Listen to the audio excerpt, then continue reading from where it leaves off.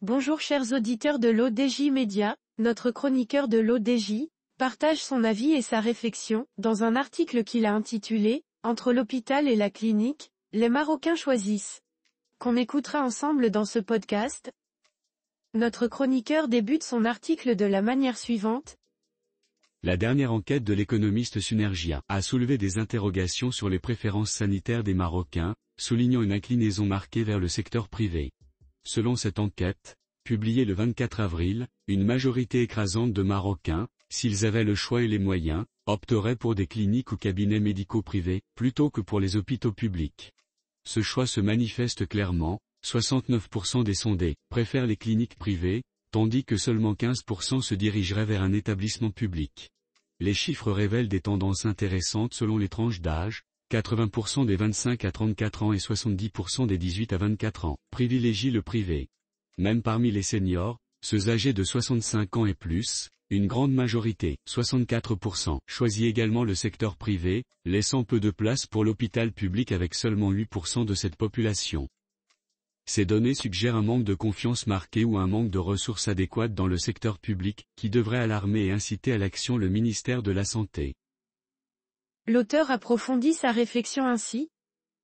L'enquête précise également que le recours au secteur privé est plus répandu dans les zones urbaines, avec 72% des citadins préférant les cliniques privées. Même dans les zones rurales, où les options sont sans doute plus limitées, la tendance reste similaire avec 63% des résidents ruraux qui, s'ils le pouvaient, opteraient également pour le privé.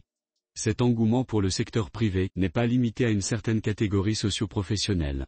En effet, les catégories les plus élevées, A et B, montrent une préférence pour le privé à 82%, mais cette préférence reste forte même parmi les catégories C, D et E, où 67% à 68% des personnes interrogées choisissent également les cliniques privées.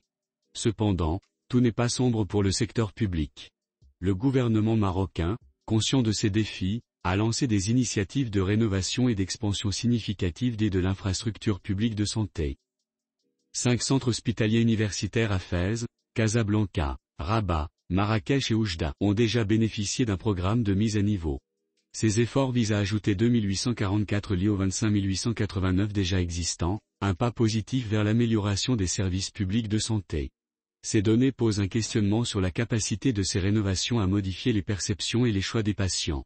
L'augmentation du nombre de lits et l'amélioration des infrastructures suffiront-elles à restaurer la confiance dans les hôpitaux publics ?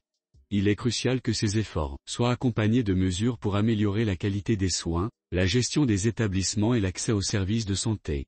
Dans un contexte plus large, ces tendances révèlent l'importance cruciale de politiques de santé publique qui non seulement améliorent les infrastructures, mais aussi rendent les soins de santé plus accessibles et de meilleure qualité pour tous les Marocains, indépendamment de leur statut socio-économique. Cela pourrait éventuellement inverser la tendance et renforcer la résilience du système de santé publique marocain. Le défi est grand, mais l'opportunité de réforme et d'amélioration est manifeste et pourrait transformer positivement le paysage sanitaire du Maroc. C'est tout pour aujourd'hui sur R212. On se dit au prochain podcast de nos chroniqueurs de l'ODJ, restez à l'écoute pour plus d'actualités. Et merci de nous avoir écoutés, à très bientôt.